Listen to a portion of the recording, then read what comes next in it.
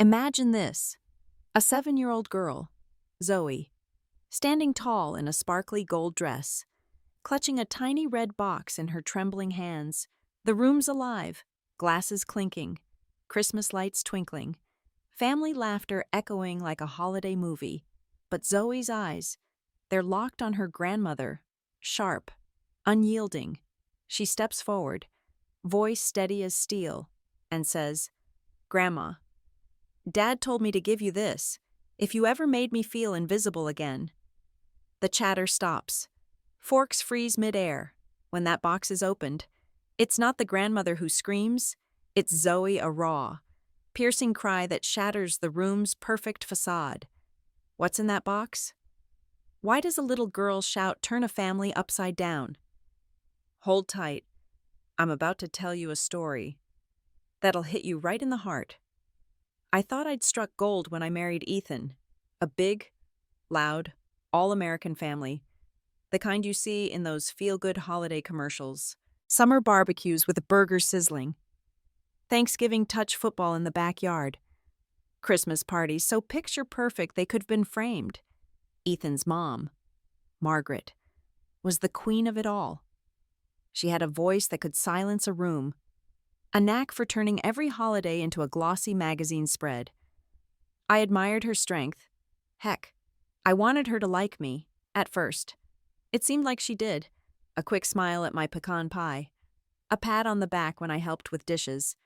But then, the cracks started showing. It was subtle at first. Margaret would forget to add me to family group texts. She'd drop little comments about how I didn't grow up with their traditions, just enough to make me wonder if I was imagining it. Then came Zoe, my daughter from my first marriage. She was 2 when Ethan walked into our lives. And let me tell you, he didn't blink. He became her dad in every way that matters. Legally, emotionally, completely, in our house. Step was a forbidden word. Zoe was his daughter. Period. And he was her everything. But Margaret, she never got on board. Zoe would get a generic birthday card, maybe a clearance rack toy, while Margaret's real grandkids, Maddie and Jonah, were showered with love, iPads, cash, weekend trips to the lake house Zoe never heard about. I'd watch Zoe at family gatherings, sitting quietly while Maddie was called my princess and Jonah got high fives for his little league swings. Kids notice everything, and Zoe, she saw it all.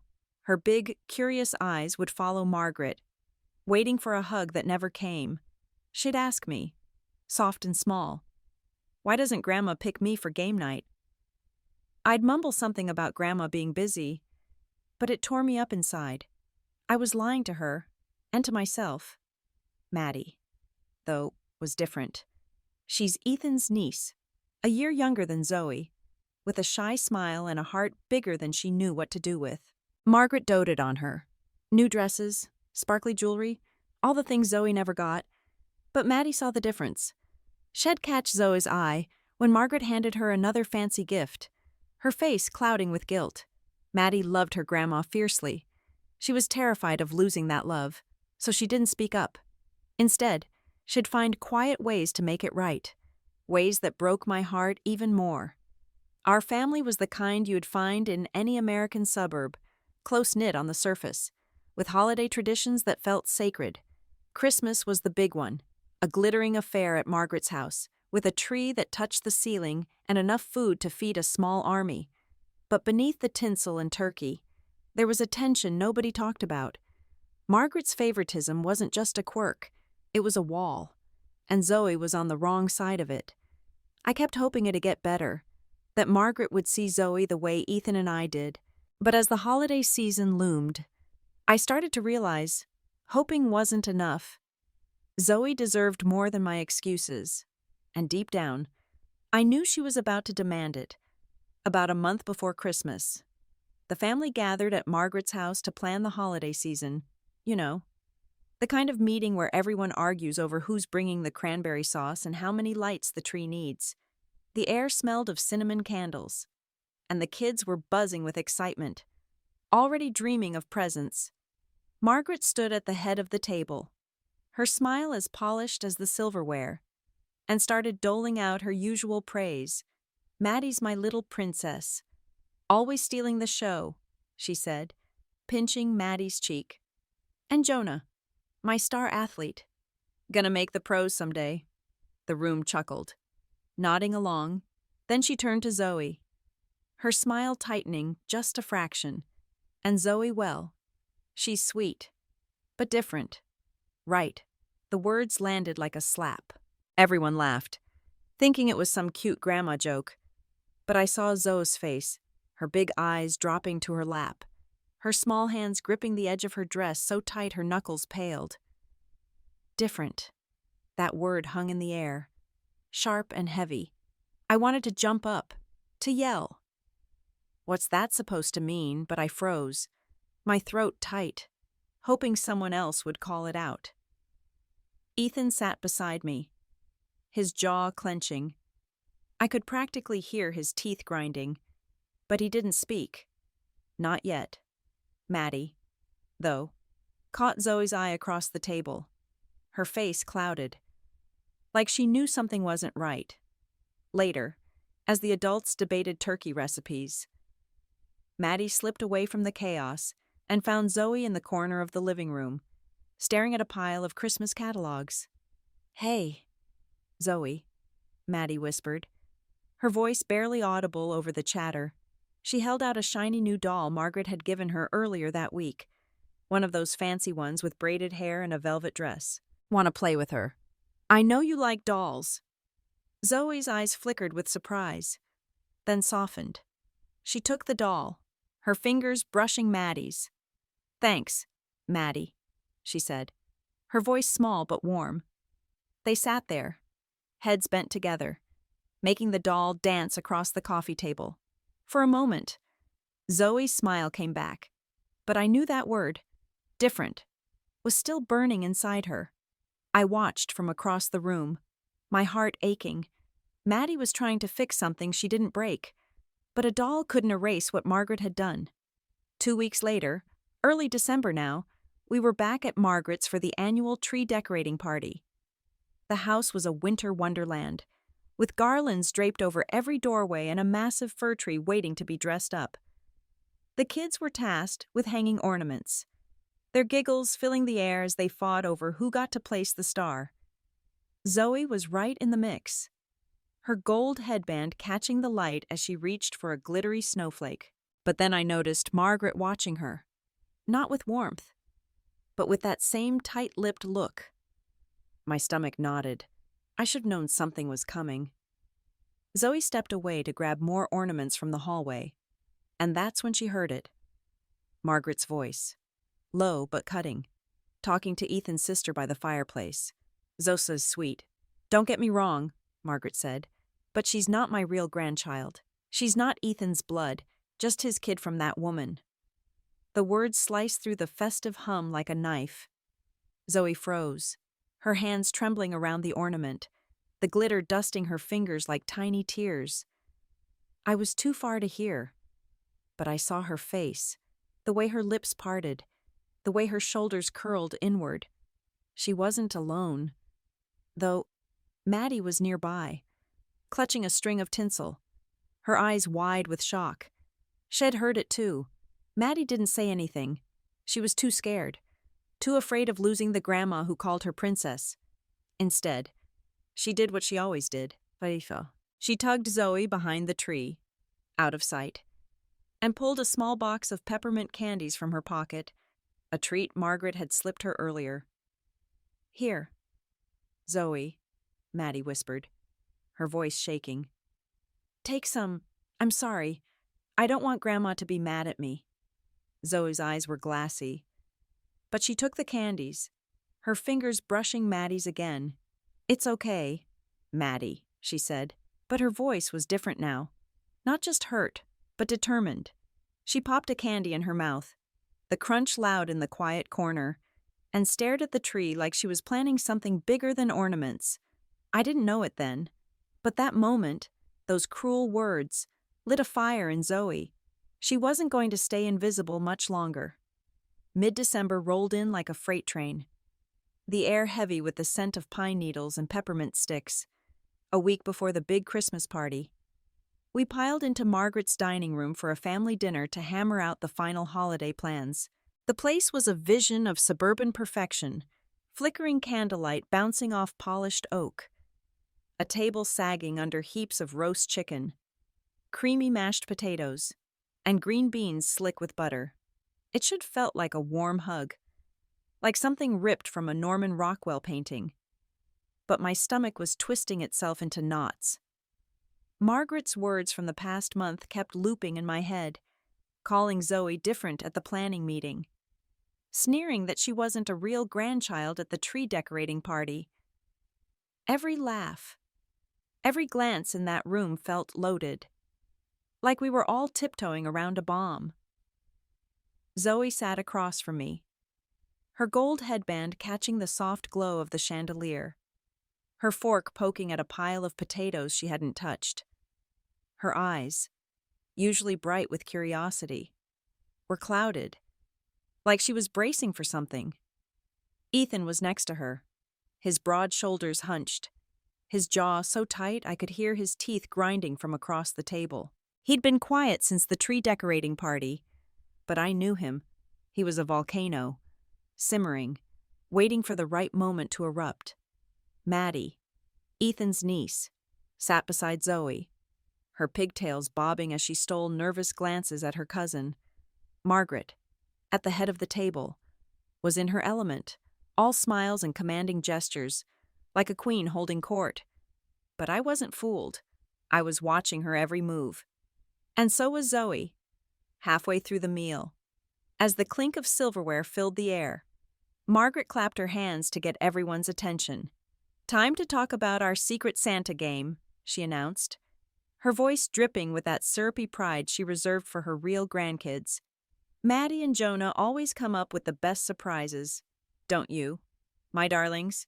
She winked at Maddie, who forced a smile, and ruffled Jonah's hair as he grinned through a mouthful of chicken. Then her gaze slid to Zoe, and her smile tightened, like she'd just bitten into something sour. "Zoe, sweetheart, you can help wrap the gifts this year. It's more your speed." The words landed like a punch to the gut. Zoe's fork clattered against her plate, the sound sharp in the sudden silence. Her face crumpled, her big eyes dropping to her lap, her small hands balling into fists. Maddie froze, her own fork halfway to her mouth, her cheeks flushing with guilt. Jonah kept eating, oblivious. But the adults, Ethan's sister, his cousins, even me, we all felt the weight of that moment. I waited for someone to say something, to call out the cruelty in Margaret's words, but the room stayed quiet. The only sound the faint crackle of the fireplace. My throat burned. I wanted to scream, to demand why Margaret kept singling out my daughter. But my voice wouldn't come. I looked at Ethan, praying he'd step up. And then, he did. Ethan shoved his chair back, the screech against the hardwood slicing through the tension. "Mom, you're treating Zoe like she's not family," he said, his voice shaking with a fury I'd only heard a handful of times. "Why do you keep doing this to my daughter?" The air turned electric, like a storm was about to break. Every eye in the room snapped to Margaret, who blinked, caught off guard, her perfect composure cracking for a split second. Then she laughed, a sharp, dismissive sound that made my skin crawl. "Ethan, don't be so dramatic," she said, waving a hand like she was shooing a fly. "I'm not treating anyone differently. Zoe's just not my real grandchild. She's your kid, not mine." Those words, they hit like a sledgehammer. Zoe's head jerked up, her lips trembling, her eyes wide with a pain that cut me to the bone. Maddie's fork dropped, her hands twisting in her lap, her face crumpling like she'd been slapped. Ethan's sister shifted uncomfortably. Avoiding my gaze, Jonah kept chewing, clueless, but the rest of us, we were trapped in that moment. The truth laid bare. Margaret had said it out loud. Zoe wasn't hers, not in her eyes. I wanted to leap across the table, to shake Margaret until she saw the damage she was doing. But Ethan was already there. "If you can't see Zoe as my daughter, you don't see me as your son," he said, his voice low, cold, and razor-sharp. The room froze. Not a breath, not a whisper. Margaret's face tightened, her eyes narrowing like she was sizing up an opponent. "Ethan, you're blowing this out of proportion," she said, forcing a smile that didn't reach her eyes. "Fine, I'll treat her better. Happy now." It was a lie. We all knew it. Her voice was too smooth, too polished, like a politician dodging a scandal. Ethan didn't sit down. He just stared at her, his eyes burning with distrust. Maddie glanced at Zoe, her lips quivering, but she stayed silent, her small frame shrinking into her chair. She was terrified of losing her grandma's love. I could see it in the way her hands clutched her napkin. Dinner ended in a haze of forced small talk, the adults pretending nothing had happened while the kids escaped to the living room. I was clearing plates when I saw Maddie slip away from Jonah's chatter and find Zoe in the hallway, near a twinkling garland. Maddie's hands were shaking as she pulled a small silver bracelet from her pocket, one of the trinkets Margaret had given her for being such a good girl. "Keep this, Zoe," Maddie whispered, her voice barely a breath. "I don't want you to feel left out. I'm sorry, I can't make Grandma mad." Zoe's eyes softened, and she hugged Maddie tight, the bracelet glinting between them. "You don't have to say sorry for her, Maddie," Zoe said, her voice steady, despite the hurt. "Just be my cousin." Maddie nodded, tears spilling down her cheeks, and they stood there, two little girls holding on to each other in a house that felt more like a battlefield. I watched from the doorway, my heart splitting open. Maddie was fighting her own quiet war, but it wasn't enough to undo Margaret's cruelty. That night, Ethan couldn't sleep. He sat at our kitchen table, head in his hands, the moonlight casting shadows across his face. "I should have done more," he muttered, his voice rough with guilt. "I should have stopped her the first time she hurt Zoe." I put my hand on his shoulder, my own anger simmering. "You stood up for her tonight," I said. "Now we make sure Zoe knows she's enough, no matter what your mom thinks." Ethan looked up, his eyes haunted but resolute. "She's not getting away with this again," he said. "I'm done waiting for her to change." The next day, Ethan called Zoe to the living room. She sat on the couch, her small frame swallowed by the cushions, but her eyes were steady, like she knew something big was coming. "Sweetheart," Ethan said, kneeling in front of her, "if Grandma ever makes you feel like you don't belong again, we're going to remind her who you are, together." Zoe's face lit up, not with her usual bubbly grin, but with a quiet, fierce determination. "I want to help make it, Daddy," she said, her voice small but strong. I stood in the doorway, my chest tight with pride and fear. This was more than a plan. It was Zoe claiming her place. A few days later, just before the Christmas party, Ethan and Zoe sat at our dining table, crafting the red gift box. The room was quiet, save for the soft scratch of Ethan's pen and the rustle of wrapping paper. Ethan pulled out a photo from Zoe's adoption day, him holding her, both smeared with cake, grinning like the world was theirs. He wrote a letter, his hand steady but his jaw tight, each word carved with purpose. Zoe, with her careful, childish scrawl, added her own touch, something personal, something only she could give.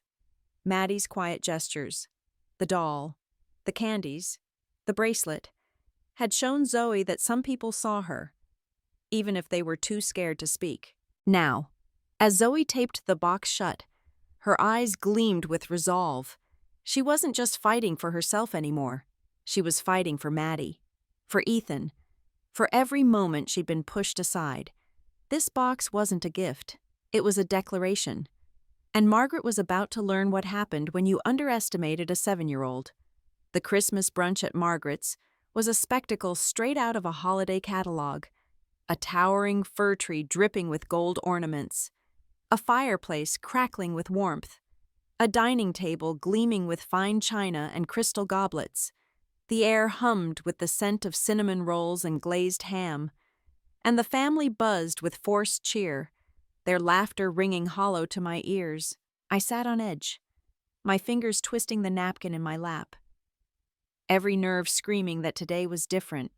Margaret's promise to treat Zoe better after Ethan's confrontation felt like a flimsy Band-Aid on a gaping wound.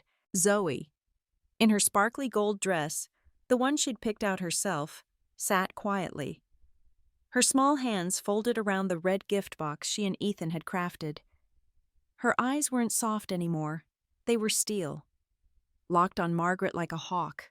Ethan, beside me, was a coiled spring, his hand brushing mine under the table. A silent signal, this is it. Margaret held court as always, her voice cutting through the chatter as she complimented Maddie's new velvet dress. My princess looks like a star, and tossed Jonah a grin for his athlete's appetite. Zoe got nothing, not a glance, not a word. I saw Maddie flinch, her fork pausing midair, her eyes darting to Zoe with that familiar guilt. Zoe didn't flinch. She just sat there, her face calm but fierce, like a storm gathering strength. The meal dragged on. Small talk about holiday plans, clinking glasses, the facade of family unity. But I couldn't shake the feeling that we were all waiting for something to break. Then it happened. As dessert was served, pecan pie slices passed around with whipped cream, Zoe stood up. No one noticed at first. The room too caught up in laughter and chatter. But I did. My breath caught as she walked to the head of the table, her gold dress catching the firelight, and placed the red gift box right in front of Margaret. "Grandma," she said, her voice clear as a bell. "Dad told me to give you this, if you ever made me feel invisible again." The room fell silent. Forks froze. Smiles vanished. The air itself seemed to hold its breath. Margaret gave a nervous laugh, her perfectly manicured hand hovering over the box. "What's this, sweetie?" she said, her tone too bright, like she was humoring a child's prank. Zoe didn't answer. She stepped back, her eyes never leaving Margaret's face. Ethan's grip on my hand tightened, a lifeline in the storm. Margaret picked up the box, her smirk faltering as she tore the red wrapping paper, her movement slow, like she sensed a trap. The lid came off, and her face shifted, not to anger, but to something closer to fear. On top was a framed photo Ethan holding Zoe on her adoption day, both smeared with cake, their grins wide enough to light the world. Scrawled at the bottom in gold ink, "Day One Dad." Beneath it, a stack of legal adoption papers. The court seal bold and undeniable, Ethan's name printed under father. Margaret's hands trembled as she set them aside, her breath hitching. Then she pulled out a letter. Ethan's handwriting stark against the white paper.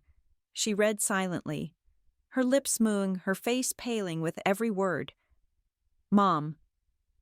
The letter began, "If you're reading this, it means you've hurt Zoe again. You promised to treat her better. But what have you done?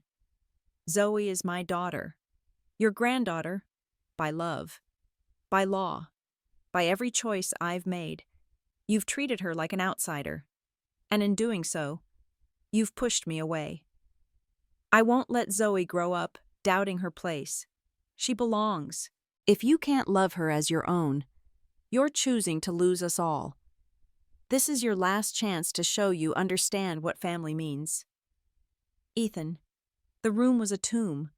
No one dared breathe. Maddie's eyes were glued to the table, her hands clenched in her lap. Jonah stopped chewing, his pie forgotten. Ethan's sister looked away, her face flushed. But the real shock came when Margaret reached into the box again and pulled out a tiny USB drive. Her fingers fumbled as she plugged it into the laptop on the sideboard, a device she used for holiday slideshows. The screen flickered, and there was Zoe's face, larger than life, her voice steady but raw, filling the room. "Grandma," Zoe said on the video, her eyes piercing through the screen. "I just want you to see me. I wrote a song for you, for our family. I'm playing it at my piano recital next week. Come, and I'll know you want me as your granddaughter. If you don't, I'm done trying." She paused, her chin lifting, her voice hardening. "I don't need you to know who I am, but I want you to know I'm your granddaughter." The video cut to black. The silence was deafening, a void that swallowed every pretense in the room. Then, Zoe screamed. Not a sob, not a whimper, but a raw, shattering cry that tore through the festive glow like a thunderclap. "You never see me, but I see everything." Her voice cracked, her small body shaking, her fists clenched at her sides. The sound was primal, years of hurt, of being pushed aside, pouring out in one defiant moment. Maddie's head snapped up, tears streaming down her face, her hands covering her mouth. Jonah flinched, his eyes wide. Ethan's sister gasped, her hand clutching the table. Margaret. Her face was a mask of shock, her lips parted, the letter crumpling in her grip. She stood, her chair scraping back, and stumbled out of the room without a word. The door slamming behind her. The room stayed frozen, the fires crackled the only sound.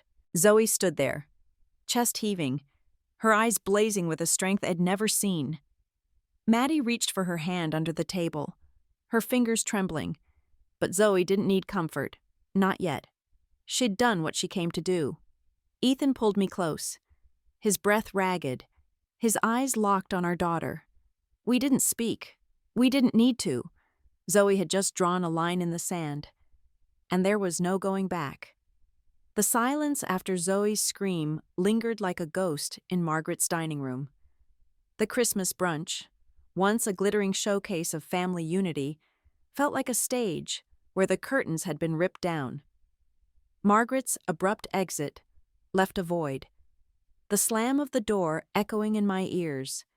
Zoe stood at the head of the table, her small chest heaving, her gold dress catching the firelight like a beacon. Her cry, "You never see me, but I see everything," wasn't just anger. It was a declaration. A 7-year-old staking her claim in a world that tried to push her out.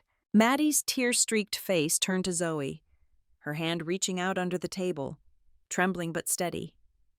Ethan pulled me close, his breath ragged, his eyes locked on our daughter. No one spoke, not Jonah, not Ethan's sister, not the cousins frozen with their pie forks. We didn't need words. Zoe had said enough. We left that day without fanfare. No goodbyes. No forced hugs. In the car. Zoe buckled her seatbelt and stared out the window. The red box wrapping paper still crumpled in her lap. "Do you think she watched the whole video?" she asked, her voice soft but not small. Ethan glanced at her in the rearview mirror, his knuckles white on the steering wheel, every second of it. "Sweetheart," he said. Zoe nodded, a tiny smile tugging at her lips. Not joy, but something deeper, like a weight had lifted. I reached back and squeezed her hand, my heart swelling. She didn't need Margaret's approval anymore. She'd found her own. Days passed, and Margaret didn't call. No texts, no apologies, just silence. I braced for Zoe to ask about her, to wonder why her grandmother hadn't reached out. But she didn't. Instead, she seemed lighter. She'd stopped watching the door at family dinners, stopped measuring her worth by Margaret's cold glances. But 3 days after the brunch, a knock came at our door. I opened it to find Margaret, eyes red, hair uncharacteristically messy, her usual polish replaced by something raw. "I need to see Zoe," she said, her voice cracking. I stepped aside, my pulse racing, unsure if this was redemption or another trap. Zoe came into the living room, her face guarded but curious. Margaret knelt before her, actually knelt, her knees creaking on our hardwood floor. I was wrong. "Zoe," she said, tears spilling down her cheeks. "I let my pride blind me. You're my granddaughter, my real granddaughter.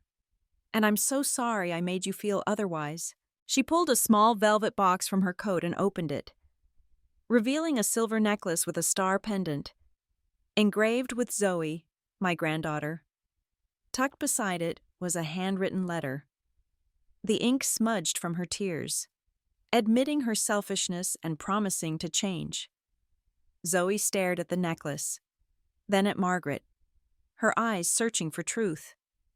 "You have to mean it," she said, her voice steady, unyielding. Margaret nodded, choking back a sob. "I will. Zoe, I swear it." Zoe didn't hug her, didn't cry. She took the necklace, her fingers tracing the engraving, and said, "I'll think about it." It was the most powerful thing I'd ever seen, a 7-year-old setting boundaries, refusing to settle for empty promises. Margaret stood, wiping her eyes, and left quietly, her shoulders slumped but her face softer, like a wall inside her had cracked. I looked at Ethan, his jaw tight with pride, and knew we'd done right by our girl. A week later, Margaret showed up at Zoe's piano practice, unannounced. No fanfare. She sat in the back of the community center, her coat folded in her lap, watching Zoe play My Family. A haunting melody shed written about finding her place. The notes were raw, each chord a piece of her heart. And when she finished, the room was silent, not with shock, but awe. Margaret approached her, tears streaming, and whispered, "I'm so proud of you, Zoe. I'll keep my promise." Zoe nodded, her face calm but cautious. "I'll give you a chance, Grandma," she said. "But you have to keep your word. It wasn't forgiveness, not yet, but it was a start." Maddie, meanwhile, found her own courage a few days after the brunch. A padded envelope arrived for Zoe, addressed in her careful, childish scrawl. Inside was a handwritten letter. "You're the best cousin, Zoe." "I'm sorry I didn't say anything before. I was scared. But you're my sister forever." Tucked in the envelope was a woven friendship bracelet, its beads spelling out Zoe. Zoe read the letter twice, her eyes shining, and slipped the bracelet on her wrist. It meant more than any iPad ever could. A quiet promise from a cousin who'd finally found her voice. The recital was Zoe's triumph. The auditorium was packed. Neighbors, friends, our little family in the front row. Zoe walked on stage in her gold dress, her head high, and played My Family with a strength that filled the room. Every note was a story, of hurt, of fight, of belonging. When she struck the final chord, the crowd leapt to their feet, cheering, clapping, some wiping tears. Maddie bolted from her seat, running on stage to hug Zoe, shouting, "You're the best," over the roar. Zoe laughed, a real, bright laugh, and hugged her back, the bracelet glinting on her wrist. Ethan and I stood in the back, tears streaming down our faces. Zoe didn't need Margaret to shine, but Margaret's presence in the audience, clapping softly, was proof her courage had moved mountains. We didn't go back to Margaret's lavish parties.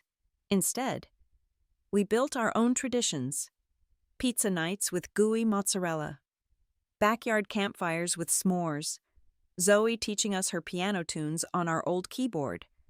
Zoe wore Maddie's bracelet and Margaret's necklace, not because she needed their approval, but because they were badges of her strength, proof she'd demanded her place and won. Margaret's change was slow, cautious, but real. She called to check on Zoe, sent her small, thoughtful gifts, showed up when it mattered. Zoe watched her, wary but open, a child who'd learned her worth wasn't up for debate. Zoe's scream that day wasn't just a moment. It was a turning point. It woke Margaret up, gave Maddie courage, and showed us what family really means. We weren't perfect, but we were real, and that was enough. Zoe's story isn't just about a scream. It's about what family really means. It's not blood, not fancy gifts or matching holiday sweaters. It's who sees you, who fights for you, who makes you feel like you belong. No questions asked. Zoe taught me that. At just 7, with a courage bigger than most grown-ups, her raw cry at that Christmas brunch didn't just shake Margaret's perfect world. It woke her up, cracked her pride, and made her see the granddaughter she'd ignored. It gave Maddie the guts to step out of her fear, to call Zoe her sister with a bracelet and a shout. And for Ethan and me, it showed us that protecting our daughter meant building a family on our own terms. Pizza nights, campfire songs, and all. Zoe's not a kid who needed saving. She's a force. She stood up, demanded her place, and changed us all. Maddie learned to find her voice, even if it started with whispers and candies. Margaret, slow as her change is, took her first real steps because a child held up a mirror. That's the truth here. Sometimes, it takes the smallest voice to carry the biggest truth. You don't have to be grown to spark a revolution. You just have to be brave enough to say, I'm worth it, for me. Zoe's scream was a wake-up call. It taught me you don't need anyone's permission to demand your place. Not in a family, not in the world. Maddie showed me even the quiet ones can rise when inspired. I hope Zoe's story lights a fire in you, reminds you that you're enough, just as you are, and that your voice, no matter how small, can move mountains. If Zoe and Maddie's courage hit you hard, if you've ever fought to be seen or stayed silent to keep the peace, drop your story in the comments. Smash that like button if their bravery inspires you to stand tall, and hit subscribe. Tap the bell too, for more real stories about moments that change everything. Because sometimes, the tiniest spark can ignite a whole new world.